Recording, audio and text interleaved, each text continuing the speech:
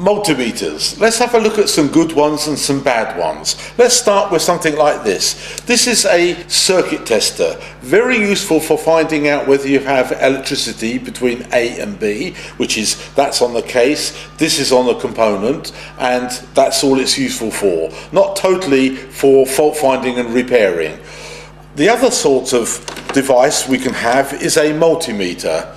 We've got a selection of two here. These are known as manual setting. In ohms, they can have 5, 6 or 7 slots, which makes it extremely difficult and awkward because our boiler is riddled with ohms resistance. The fan, the pump, the stat, the gas valve. I need to be in the correct slot to understand whether that component is good or faulty. If I'm in the wrong position, which is highly likely, I will get a figure I don't fully understand.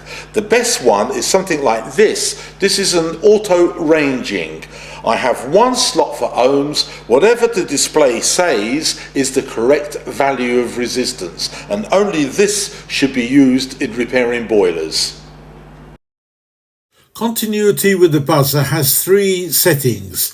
If you put your multimeter leads between A and B on the PCB, if you hear a sound, that's a good connection. If you hear Morse code, that's a poor connection, that's a fail. If you hear no sound at all, that's an open circuit. Please like and subscribe to our channel because it helps us a lot, and if you have any comments, please leave them down below where I've put the other links as well. The first thing we're going to look at is the digital multimeter. There's 2 types. There's the one that uses increments, so in ohms it'll be 200, 2000, 20,000 or 200,000 ohms. That's confusing for us. It's used by other technicians, but we only need one setting for ohms, one setting for volts AC, volts DC, and continuity with the buzzer. That makes much more accurate readings, prompt answers, and therefore we can make the right decision whether the component we're measuring is good or is faulty. We come with the leads. A black lead is minus negative, the red lead is our positive. The most important lead for us is the black lead. So every digital multimeter will have a connection marked common. Therefore, that's where we would put the black lead. Now we also use ohms and volts, so therefore the red lead goes into the socket marked ohms and volts. And we never remove it. Whatever we test, the leads remain in the same position. Going back to the 2 leads, there's only 3 places the black lead can go, and that's the one that we have to use first. We can either put it onto the casing, which is earth, we can put it into the terminal block onto a neutral, or if we want to measure a switch, the switch will say common, just as it says on the meter. So therefore, that's where we go. So for this exercise, we're going to attach it to the boiler casing as earth. And then with the red lead, we can then say, for instance, we want to measure, have we got voltage to the pump? We can put it to the live terminal of the pump, and we will get a reading of how many volts AC are going into the pump, or whether we haven't.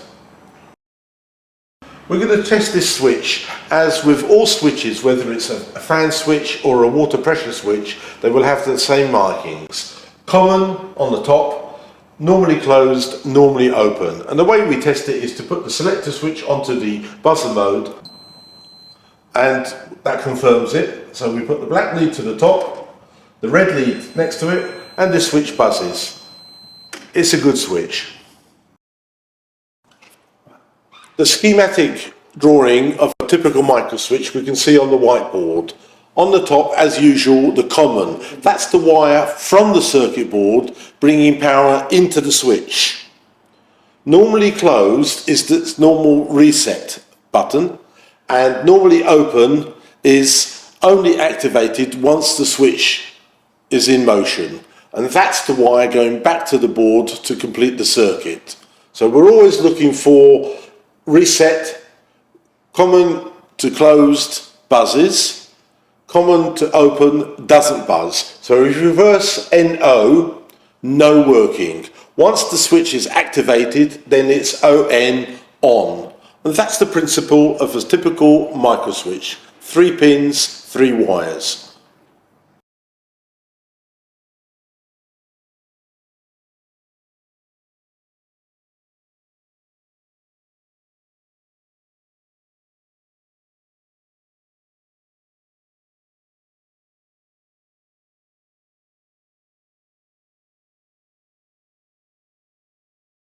Electrical safety test. There are 4 parts to this. First of all, earth continuity, whether the boiler is actually earthed and safe for me to touch.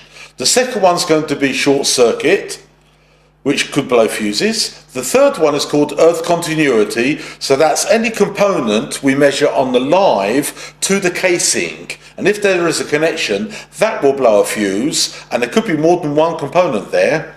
And the last one was going to be polarity, which means we have to check whether the voltage, 230 to 240 volts AC, is actually on the brown wire and not on the blue. So the first instrument that we need to have is something like this. It's called a volt pen, and we will touch it to the casing, and if the bulb lights up, this is live, and this is why people get electrocuted. So the casing's okay, we'll put it to the cable and we can see that it's lit up, so therefore we need to isolate the appliance. So if it's a spur, we switch it to off and remove the fuse, and then put a notice to say work being done. Or if it's a plug and socket, which is the way we prefer to use, then I can simply just unplug it, and that has to be an unswitched socket, because sockets are only single pole and spurs are double pole, so therefore much safer but more awkward to work on, because double pole spurs do go faulty and you could get a live light here on the casing.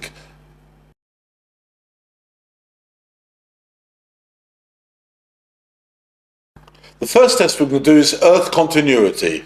So we'll put the multimeter onto ohms, we'll put the black lead onto common, which is minus, negative, and the red lead goes to volts and ohms. So the first part is always anchor the meter, so we'll put it onto the casing, and we'll move the red lead onto the earth pin, and I expect that OL, open line, or you may have a straight line on the other type of meter, to go to naught, no resistance in other words, before the decimal point. That means we've got a perfect connection.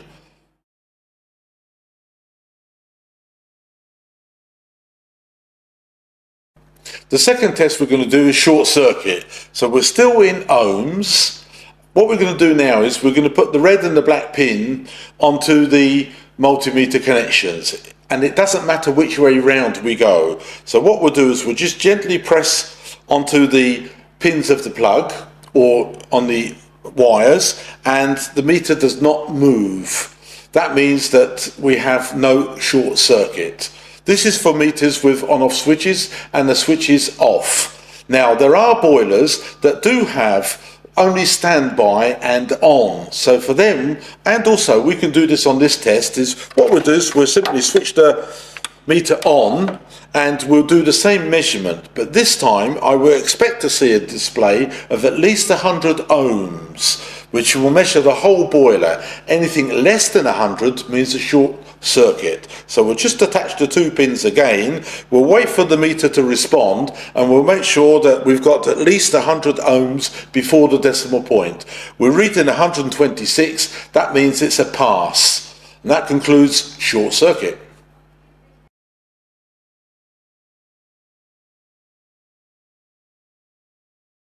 The third test is resistance to earth. So that means we're going to measure all the components back to earth, and if we have a connection, which means OL, open line, turns into noughts, that's a direct connection, that's blown fuses. So first thing, we'll go back to the earth connection on the boiler, And this will go to the live terminal on the PCB to establish whether we've got a connection or not. And we don't have a connection, so the boiler is quite safe. But if we had a movement there and it went to naught, I would then have to go to the pump, the fan, the gas valve, every single component that has a live terminal. And when the display changes from OL into naught before the decimal point, that's the one that's causing us fuse blowing, and that needs to change. And remember, as I said, there could be more than one component at the same time which will cause the problems.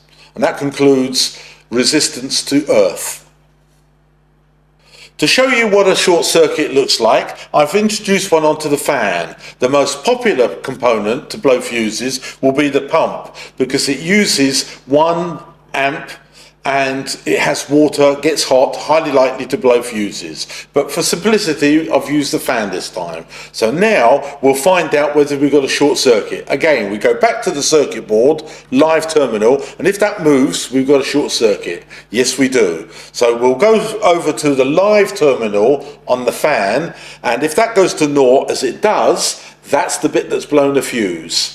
If we go to the live terminal on the gas valve, we can see that it also goes down, but it very quickly pops up and gives us some reading, which means that overall in the boiler there is a short circuit. But because it hasn't gone to naught and all the noughts before the decimal point, it's not actually the cause of concern.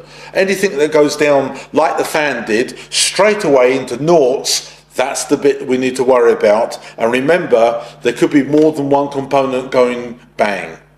And that concludes resistance to earth test. The yellow fault finding book for central heating has got this and a lot more information. The final part of this test is called Polarity. So what we're going to do is we'll find out where the electricity is or isn't. Hopefully we've got 230 to 240 volts going down the brown wire and nothing down the blue. So this is one of 3 tests. First of all, we've plugged the boiler back in. First lead will be the black lead to neutral, and we'll turn the meter to volts AC, so that's a V with a wavy line. Then we'll put the red lead onto the live terminal, and we should read, as we do, 236, 237 volts AC.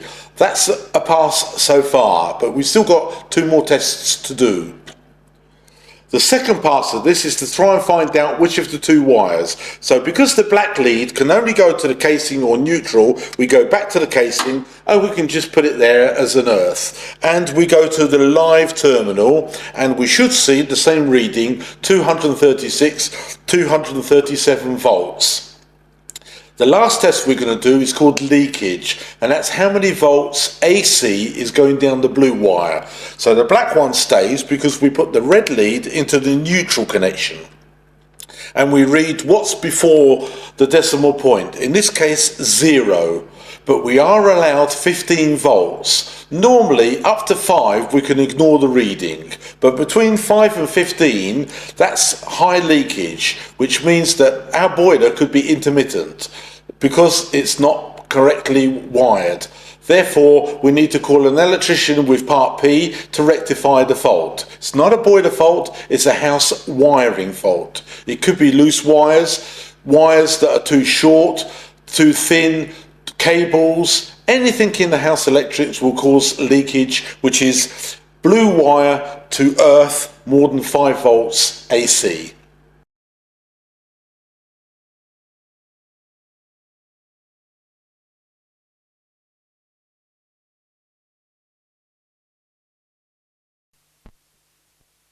Sensors and stats. We're going to check a selection here. Here we've got thermostats and then the rest are sensors. We've got a red plastic one there, we've got a single pin one there, green ones, and then a selection of colours, blue, black and brass. So we'll start off with the thermostats. First of all, we go to ohms. We get open line, or you may get a straight line on your meter. We'll put the 2 leads together, make sure it goes down to 0 before the decimal point. So the first one we'll check is the white one, and if it's any good, it should go to naught. There we go. Second one we'll touch, same procedure again, it should go to naught. There we are. The third one, it should go to naught.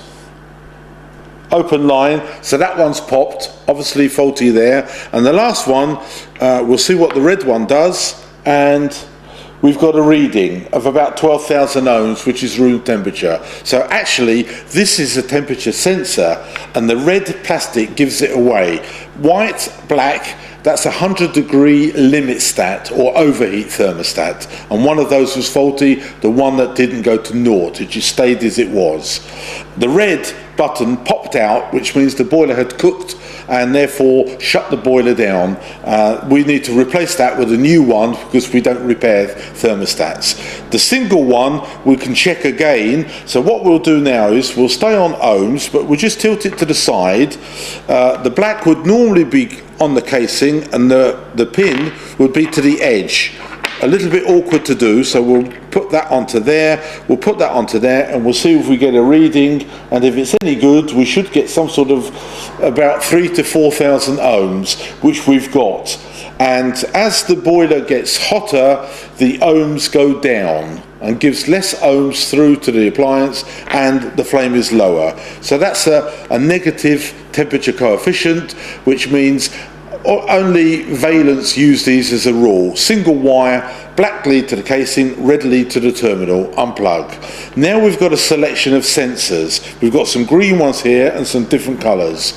What I've done is, out of a boiler I've scrapped, I've cut the lead off and put a connector block at the end to make life a lot easier. So we'll put the connections. It doesn't matter which is which, but as long as we have a good connection. So we'll just tighten this down and make sure we've got a good connection, and we'll put the red one into there, and we'll make sure that one's screwed in properly, and then we can proceed by plugging it in. So now we'll simply slide the terminal over and see what readings. I'm hoping, like the other one, we'll get about 12,000 ohms, which we can't find on here. Here we go, there we go. And if it's any good, we should be around 12,000 ohms. There we are, about 11,000. And if I hold it, you'll see that my body temperature is gradually lowering the figure, which means it's responding to the temperature. They all should do this the same. So we'll unplug this one, because there's nothing wrong with that. Let's do the next one. We'll plug that one in, and what we're getting. The same again, about 11,000. We'll touch the end, and it's dropping down, so therefore this one's responding. And let's do the last one. We'll plug that one in, and we're getting a reading 2,300. This is already think it's cooking. This is at something like about 80 degrees. Clearly it's not, it's faulty. And that's how we can tell a good one from a faulty one. So that's the green ones. So we can unplug that. And then what we'll do is we'll transfer the leads over, and we'll do the small ones. It's exactly the same procedure. We'll move that out the way. We'll put this one back in, and then we can do that one in there. This is a much tighter fit, and it's the same readings. Even though they're much smaller, we'll plug this one in and see what we get. Open line, must be faulty because it's impossible. We're looking for 12,000 ohms. But let's plug the green one in, the blue one in rather. Here we go, 12,000 ohms, so that's a good one.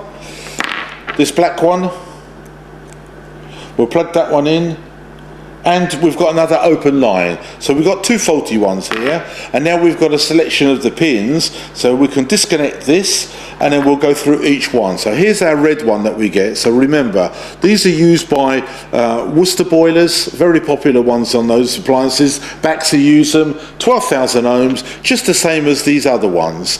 Here's another simple one. Again, we'll put it on the side. Not easy to do, but normally when it's screwed into the boiler, it is. So hopefully we should get also about 12,000 ohms. We're reading about 13. That's near enough. The same with this one. This is a Honeywell. Again, we can put it on the side, and we should get the same sort of reading, about 12,000 ohms. And then the last one we'll do, same as the other one, put it to the side. Not easy to do on this one. We haven't got a lead. These are too old. This is out of a Potterton Lynx. Can't get this one at all. We'll put that on there. and put that one on there, and then here we go. We'll get a movement, still showing 12,000 ohms, so therefore we've got a good one. So we knew that the two black ones are faulty, they were both open line. And this is how we test sensors and stats, and don't forget, make sure that you've got some of these dedicated leads.